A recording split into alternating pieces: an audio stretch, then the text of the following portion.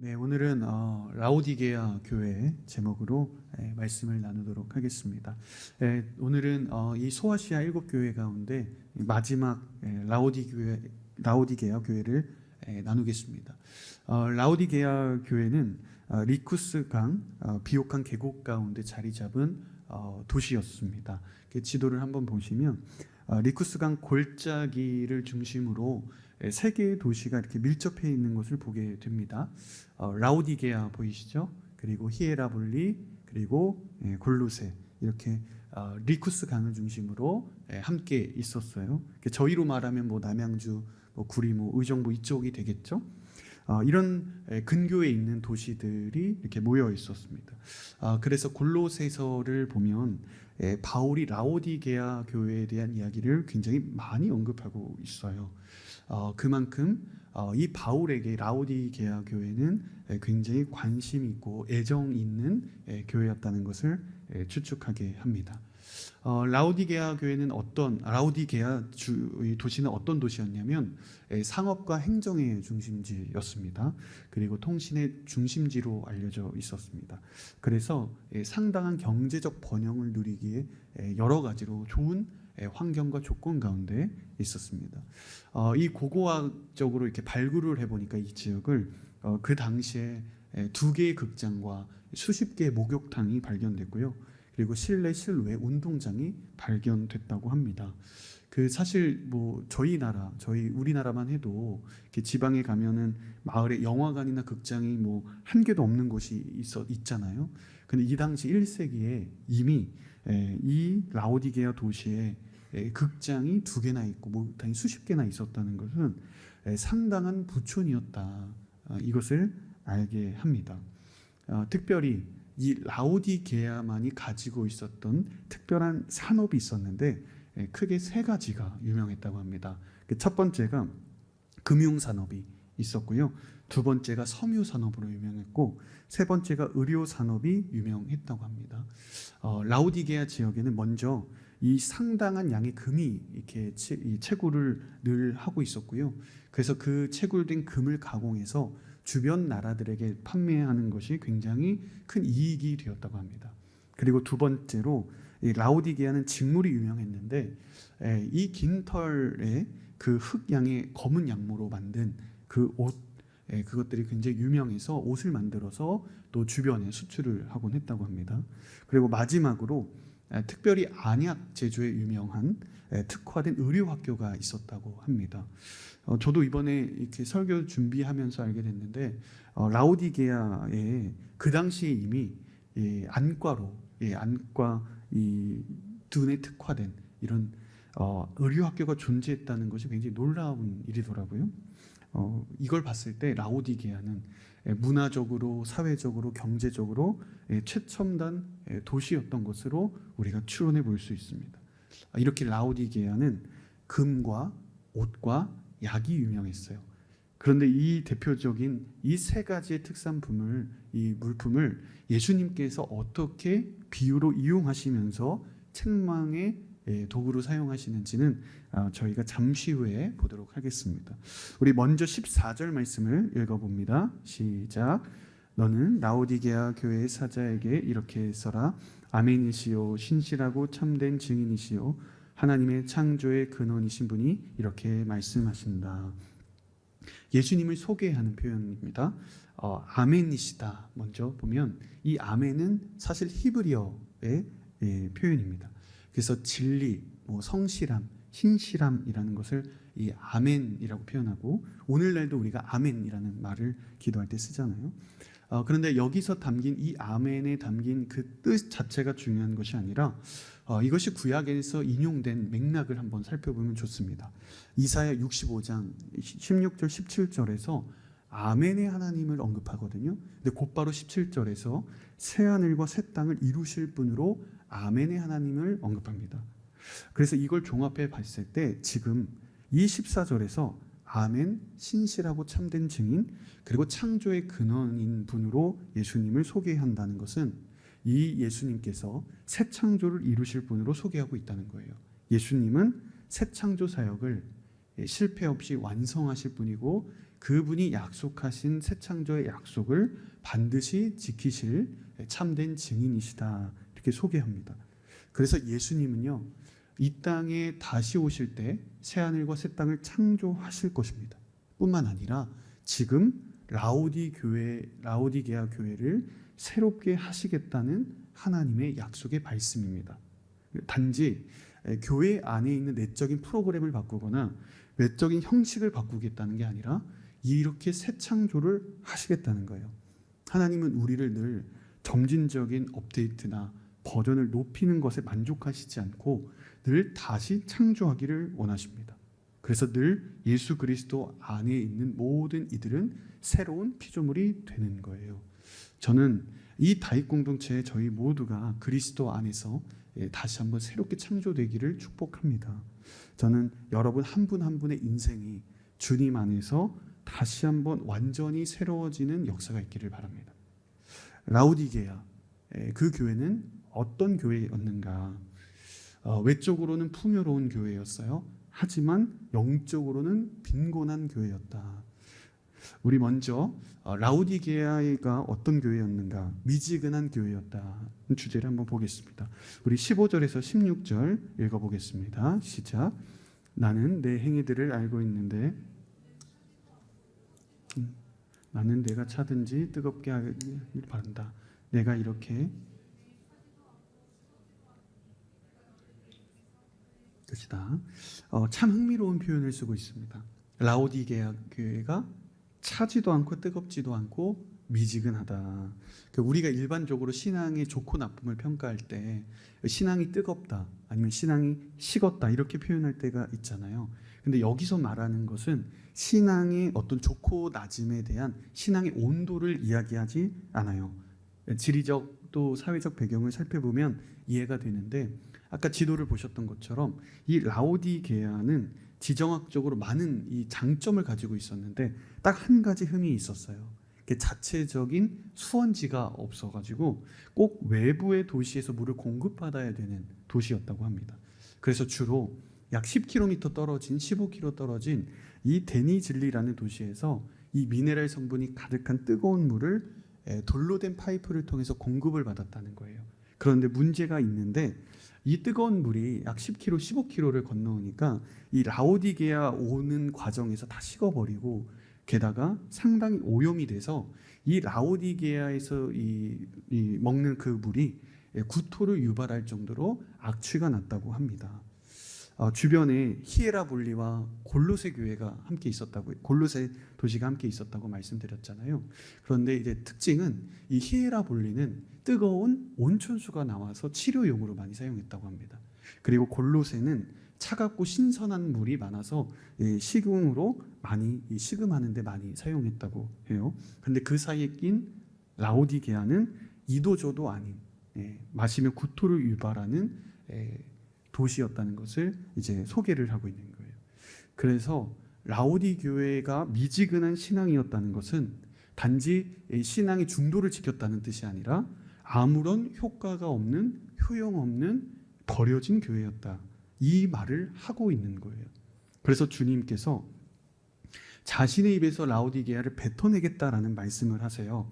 그것은 라오디게아 교회가 더 이상 효용성이 없는, 정말 쓸모가 없어진, 효용성을 잃어버린 교회가 됐다는 하나님의 정말 두렵고 떨리는 책망을 하고 계신 거예요. 여러분, 라오디게아 교회가 처음부터 이랬을까요? 아니에요. 바울의 애정이 있는 교회가 라오디게아였고요. 바울이 참 칭찬하는 신실한 일꾼 중에 한 명이 에바브라가 섬기는 교회가 바로 라오디게아였습니다. 이 라오디게아는 분명히 성령으로 하나님의 복음이 뜨거워진 그곳에 교회가 세워졌을 것이고 하나님께 쓰임받는 교회였어요. 그런데 시간이 흐르면서 끊임없이 자신들의 도시의 풍족함이 늘어나다 보니까 열정을 잃어버리고 영적인 무감각에 빠져버리고 영적인 무력감과 침체에 빠졌다는 것을 이야기합니다. 그러니까 한때는 하나님께서 쓰시기에 좋은 도구가 되었지만 이제는 아무런 영향력을 발휘하지 못하는 버림받은 도구가 되었다는 거예요. 여러분, 우리도 마찬가지일 수 있습니다. 하나님의 손에 붙들려서 우리가 크게 쓰임 받을 때가 있지만 하나님이 쓰시기에 불편한 도구로 우리는 언제든 바뀔 수 있습니다. 어제 하나님께서 우리를 특별하게 사용하셨다고 해서 오늘도 우리를 동일하게 쓰실 것이라는 것은 대단한 오산입니다. 여러분, 복음서를 보면 예수님께서 12제자를 부르시고 그리고 전도하도록 파송하는 장면이 있는데, 이때 12제자 모두에게 예수님은 병을 고치고 죽은 자가 살아나도록 그리고 귀신을 쫓아내는 성령의 권능을 12제자 모두에게 주었어요. 물론 가룟 유다도 그 능력을 받았죠. 게다가 가룟 유다는 제자들 사이에서 어떤 역할을 했냐면 회계 업무를 맡았어요. 마치 12제자가 MC단이라고 하면 가룟 유다는 회계 MC였던 역할인 거죠. 여러분, 회계를 아무한테나 맡기나요? 믿음직스럽고 어느 정도 계산도 잘하고 신뢰가 있는 능력이 있어야 이 회계를 맡기잖아요. 가룟 유다는 분명 예수님으로부터 성령의 기름 부음을 받고 성령의 능력이 있는, 그리고 내적인 능력까지 갖춘 사람이었습니다. 그러나 그 결과를 보세요. 성령을 그가 떠나보냈고 성령이 떠나고 버려지는 것으로 끝나지 않고 예수님을 향한 악한 도구로 쓰임받기까지 한다는 거예요. 여러분, 우리는 언론을 통해 종종 우리가 정말로 진정으로 존경했던 영적인 리더십들의 무너짐을 볼 때가 있잖아요. 한순간입니다. 우리가 하나님께 지금 쓰임받고 있다는 사실이 여러분들 감사할 수 있어야 하고, 뿐만 아니라 언제든 영적으로 내가 깨어있지 않으면 성령의 임재를 잃어버릴 수 있다는 사실도 기억하셔야 합니다. 그런데 결정적으로 가장 큰 문제가 무엇인지 아세요? 성령님께서 내 안에 임재가 없어요. 내 위에 기름 부음이 없습니다. 그런데 그 사실을 모른 채 해오던 익숙함에 빠져서 기능적으로 그 일을 감당하고 있다는 거예요. 그러면 결국에는 내 안에 기쁨도 없고 은혜도 없고 시간이 갈수록 점점 지치고 영적 침체에 빠질 수밖에 없습니다. 제가 오늘 말씀을 준비하면서 저번에 말씀드렸던 알티 캔들 목사님의 책들을 또 살펴봤는데, 어느 책에서 이렇게 말씀을 하시더라고요. 과거에 경험한 임재에 대한 좋은 기억과 오늘도 함께 하셨으면 좋겠다는 기대감 때문에 실제로는 그분이 계시지 않는데도 계시다고 착각할 수 있다.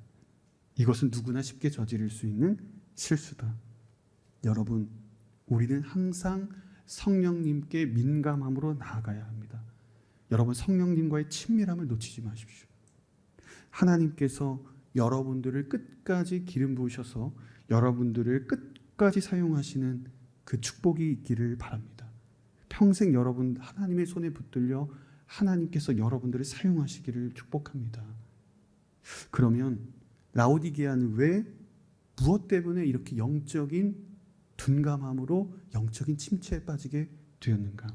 두 번째, 라오디게아는 가난한, 영적으로 가난한 교회였다.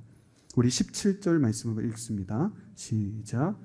내가 말하기를 나는 부자라 풍족해서 부족한 것이 하나도 없다고 하나 너는 자신이 비참하고 불쌍하고 가난하고 눈멀고 벌거벗은 사람임을 알지 못한다.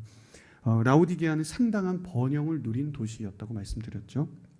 얼마나 풍요로웠으면 내 스스로가 부자다, 나는 부족한 것이 없다라고 말했을까요? 우리는 아무리 부자여도 자기 본인들이 다 중산층 밑이라고 이야기를 하잖아요. 그 정도로 상당한 부자였어요. 그런데 그들이 치명적인 착각을 하나 했습니다. 물질적인 축복이 곧 영적인 축복이다.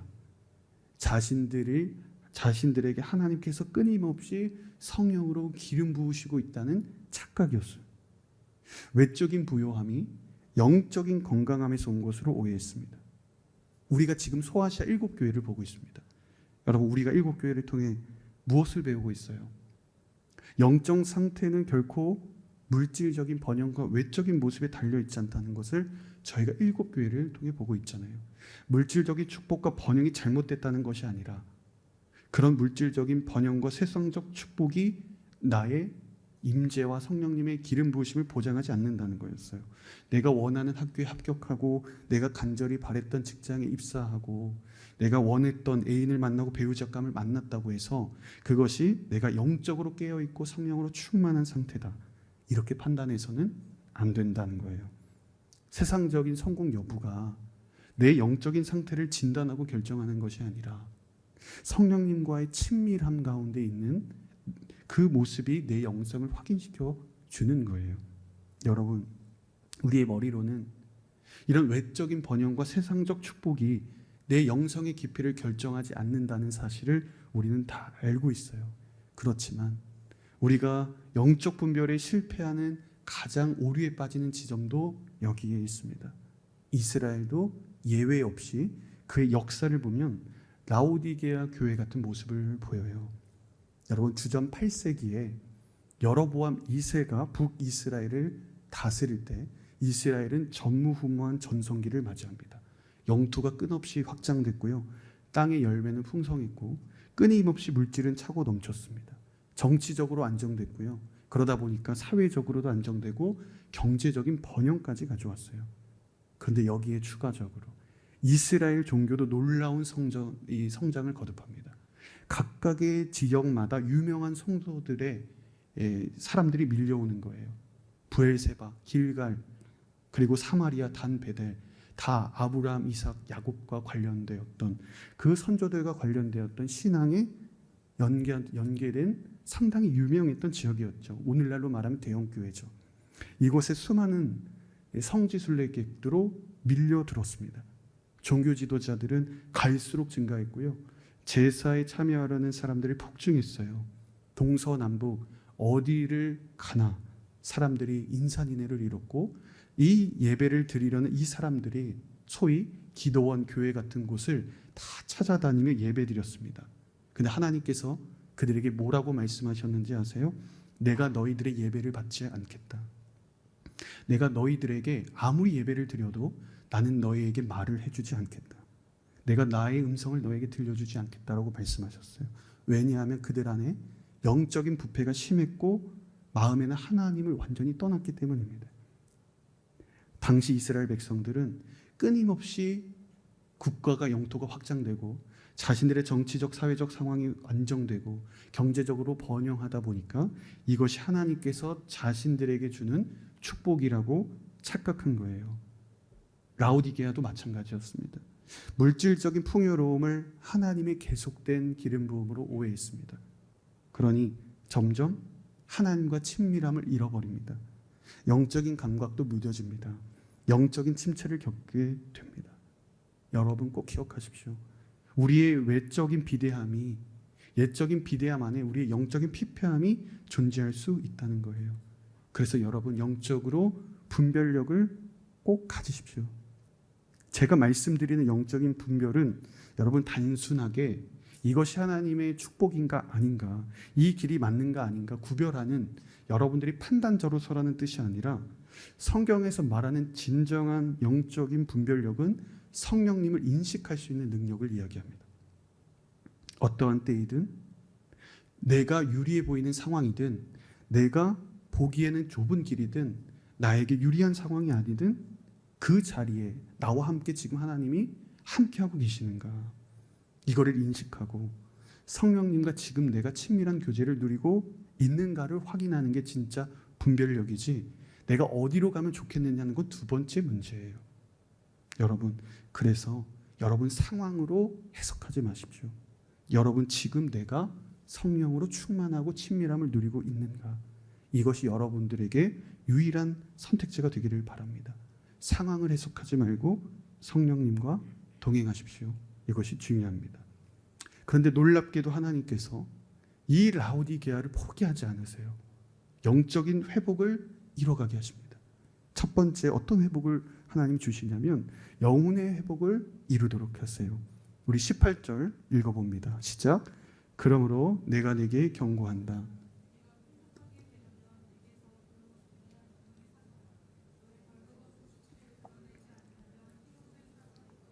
내가 보고 싶으면 안약을 사서 내 눈에 발라라. 이 말씀하시는 걸 보면 우리 정말 하나님은 정말 비유의 대가인 것 같아요.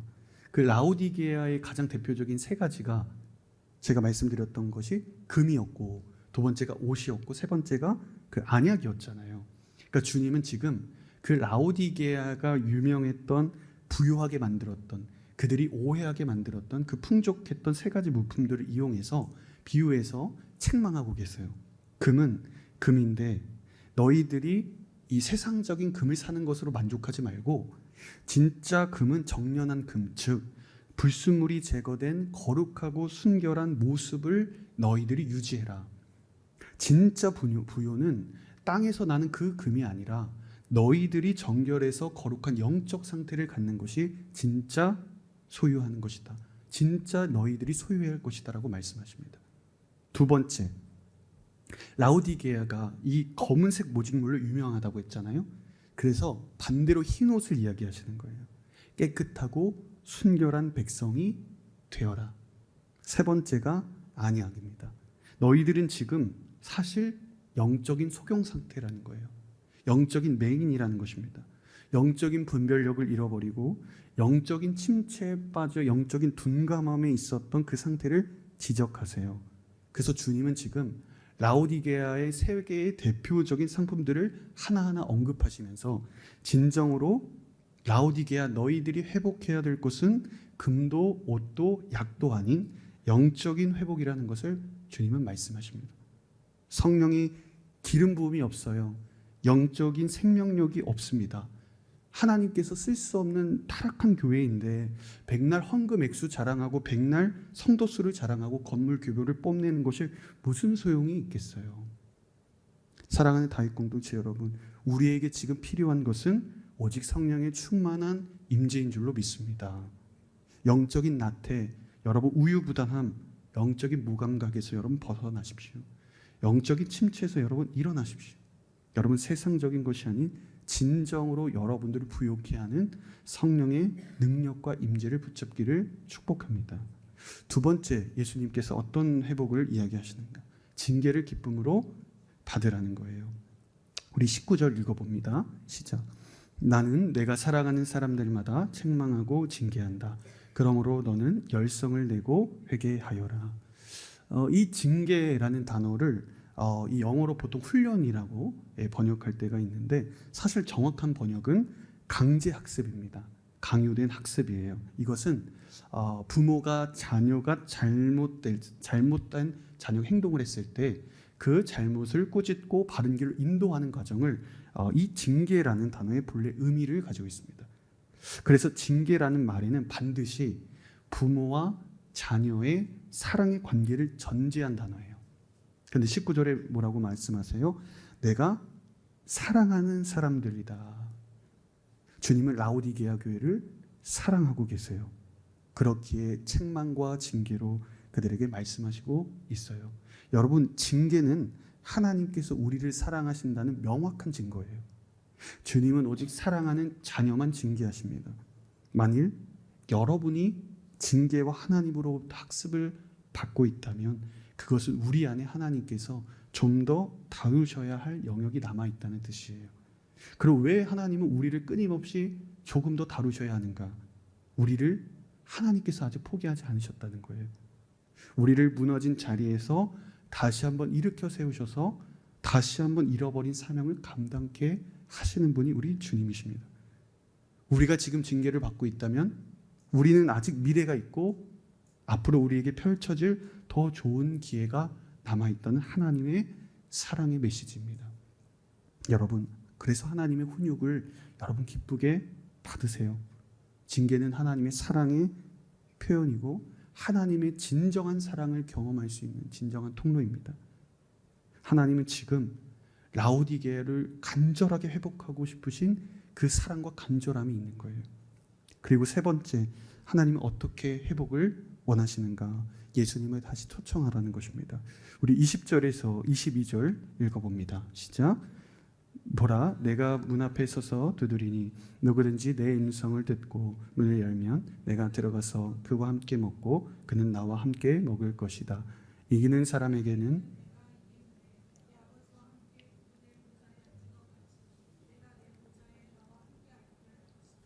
귀 있는 사람은 성령이 교회들에게 하시는 말씀을 들어라. 일반적으로 우리가 이것을 불신자에게, 믿지 않는 사람에게 전도할 때 많이 인용하는 구절인데, 사실 이 절은 저희가 지금 보고 있지만 누구를 향한 메시지예요? 라오디게아 성도들, 교회에게 향하는 말씀이세요. 그런데 예수님이 지금 어디에 서 계세요? 문 밖에 서 있는 거예요. 그러니까 교회가 지금 예수님의 임재, 성령의 임재를 잃어버린 것입니다. 예수님을 문 밖으로 내보낸 거예요. 라오디게아가 결정적으로 그들이 영적인 침체에 빠졌고 영적인 무기력에 빠졌던 원인이 바로 여기에 있어요. 여러분, 예수님이 교회 안에 없는데, 성령이 교회에서 부재하는데 어떻게 교회가 생명을 낳고 사명을 감당할 수 있겠어요? 그러고서 자신들은 부자다, 나는 풍족하다, 나는 부족한 것이 없다, 하나님이 나를 축복하고 계시다 말하는 것이 얼마나 부끄러운 일인가. 그런데 더 두려운 게 뭔지 아세요? 예수님이 교회에 없어요. 교회는 날로 외적으로 풍족해 간다는 거예요. 재정은 끊임없이 차고 넘치고 성도들은 부흥하고 화려한 교회였다는 거예요. 여러분, 내 삶에 하나님이 없어도, 성령의 임재를 우리가 잃어버려도 우리는 성공할 수 있습니다. 성령님을 밖으로 방치해도 우리는 뜨거운 눈물을 흘리고 우리가 예배의 은혜를 받았다고 생각할 수 있어요. 그런데 이것은 다 거짓인 거예요. 여러분, 예수님을 문 밖에 방치하지 마십시오. 제가 최근에 여러 가지 장례가 있어서 제가 장례를 이렇게 집례하게 됐어요. 한 성도님과 이렇게 장례 예배를 준비하면서 통화를 하는데, 이 가족들이 잘 안 믿는 가족들이었던 것 같아요. 잘 안 믿는 가족들이었어요. 성도님과 이렇게 대화를 나누는데, 본인은 예배 자체를 못 드릴 것 같다고 그렇게 생각을 하고 있었는데, 이렇게 위로 예배 한 번만이라도 드릴 수 있어서 참 기적 같은 일이다. 가족들이 허락하지 않았을 것 같은데 흔쾌히 그래도 가족 위로 예배 한 번을 이렇게 허락해 주셨다는 거예요. 그러면서 너무 감사한 말씀을 이렇게 나눴는데, 그러면서 이 성도님이 그 말씀을 하시는 거죠. 이번 장례를 통해서 안 믿는 가족들이 말씀을 듣고 예수님을 만나고 정말 하나님의 말씀 속에 위로가 되는 장례 예배가 되면 좋겠다. 그 마음이 너무 간절하고 그 감정이 느껴지더라고요. 제가 통화를 마치고 제 마음속에 하나님께서 참 이 감사한 마음을 주시더라고요. 이렇게 믿지 않는 가족들에게 복음을 전하고 예배를 전할 수 있도록 정말 하나님께서 나를 그 자리에 보내셨다는 것, 내가 그 자리에 나를 하나님께서 집례할 수 있도록 나를 파송하셨다는 사실이 저희가 참 감사한 마음이 들더라고요. 그래서 위로 예배를 드리면서 정말 하나님의 은혜와 임재 가운데 정말 가족들도 많이 울고 서로가 위로받는 시간이었습니다. 장례를 마치고 제가 이렇게 돌아오는 길에 이제 저의 사역 초창기의 모습이 갑자기 이렇게 마음에 떠오르는 거예요.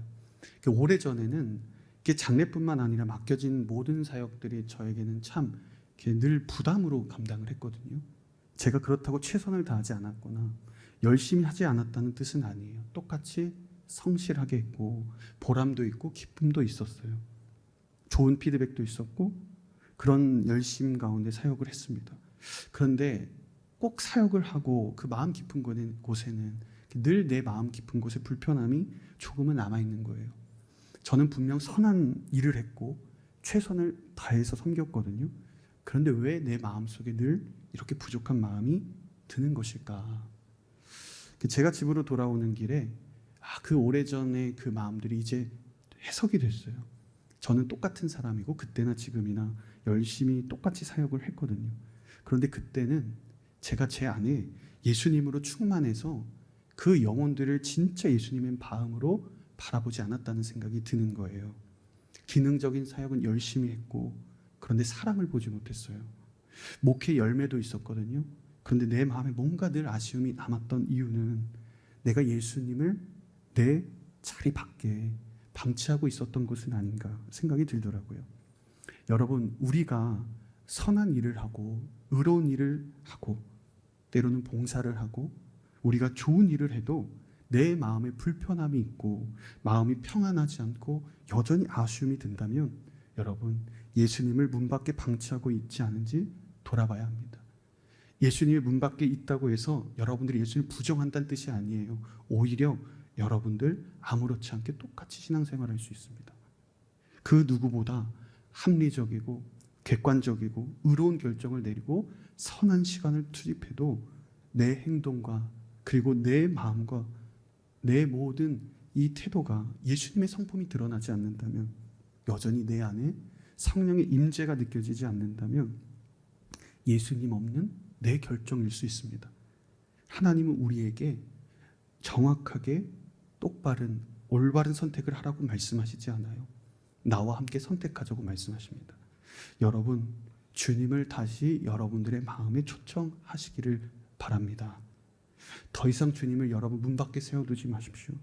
잃어버린 주님을 다시 찾으십시오. 그때 진정으로 여러분들의 삶에 그 부족한 여러분들의 마음이 회복되고 그 여러분들의 삶에 채워지지 않는 공허함이 회복될 줄로 믿습니다.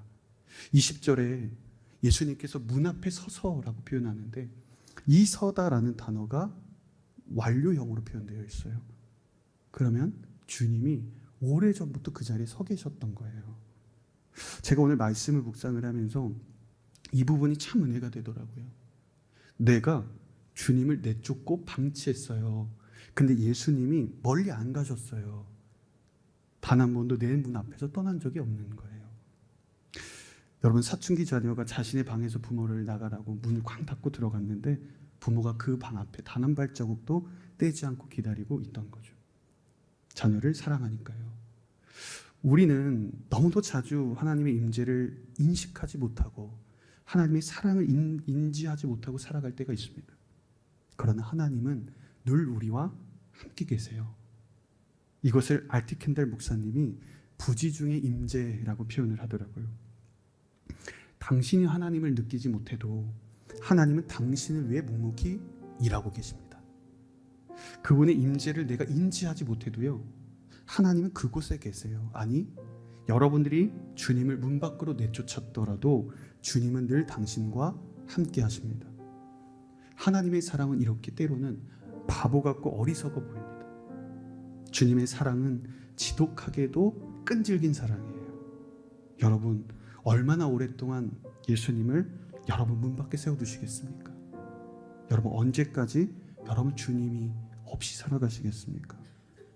예수님을 다시 여러분들의 삶의 중심으로 초대하십시오. 주인의 자리를 내어주십시오. 예수님은 손님이 아니라 내 삶의 주인이세요. 우리의 마음의 자리를 주님께 내어드릴 때 주님은 하늘에 있는 보좌의 자리를 우리에게 내어주실 것입니다. 오늘 말씀을 묵상하면서 제가 두 명의 인물이 떠오르더라고요. 사울과 다윗. 두 사람 모두 여호와의 기름 부음을 받고 여호와 영에 감동된 사람들이었습니다. 그러나 그 결말은 우리가 모두 잘 알겠지만 너무나도 달랐어요. 사울은 성령의 임재를 잃어버렸습니다. 영원히 주님을 문 밖에 세워둔 사람이었습니다. 그러나 그에게 더 이상 회복은 없었어요. 근데 다윗도 사실 밧세바를 범하고 심각한 죄를 짓고 성령의 임재를 내쫓고 주님을 밖에 방치했던 사람입니다. 그러나 그는 다시 한번 회개했고 잃어버린 주님을 다시 자신의 삶의 중심으로 모셔왔습니다. 성령의 임재를 다시 사모했어요.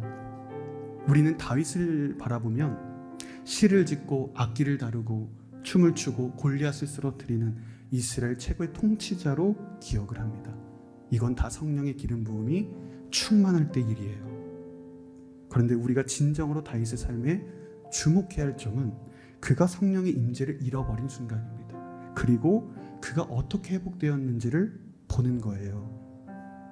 한때 성령을 밖으로 내몰았지만 오랜 시간 지나지 않아 주님을 방치하지 않고 다시 그의 삶의 자리로 초청했습니다. 내쫓은 주님을 다시 자신의 삶의 자리로 마음의 중심으로 초청했어요. 그 모습이 다윗의 사실 진정한 능력이라고 할 수 있습니다. 사랑하는 여러분, 때로는 우리는 내 욕심이 너무 많고 내 이기심이 강해서 예수님을 늘 문 밖에 둘 때가 있어요. 누구나 영적인 실수할 수 있습니다. 중요한 것은 내가 예수님을 내몰았는가 이것이 아니라 지금 내가 다시 예수님을 내 삶의 자리로 초대하고 있는가. 늦지 않았습니다. 주님은 이미 오래전부터 우리 문 밖에서 끊임없이 우리의 이름을 부르며 서 계셨습니다. 사울처럼 영원히 주님을 문 밖에 세워두는 인생이 되지 않기를 바랍니다. 다윗처럼 주님을 다시 한번 마음속에 모실 수 있기를 축복합니다. 그래서 영원한 하늘의 보좌, 그 예수님의 옆자리에 우리의 자리를 내어주실 때 우리가 기쁨으로 앉게 되는 그 은혜가 여러분 가운데 있기를 주의 이름으로 축복합니다.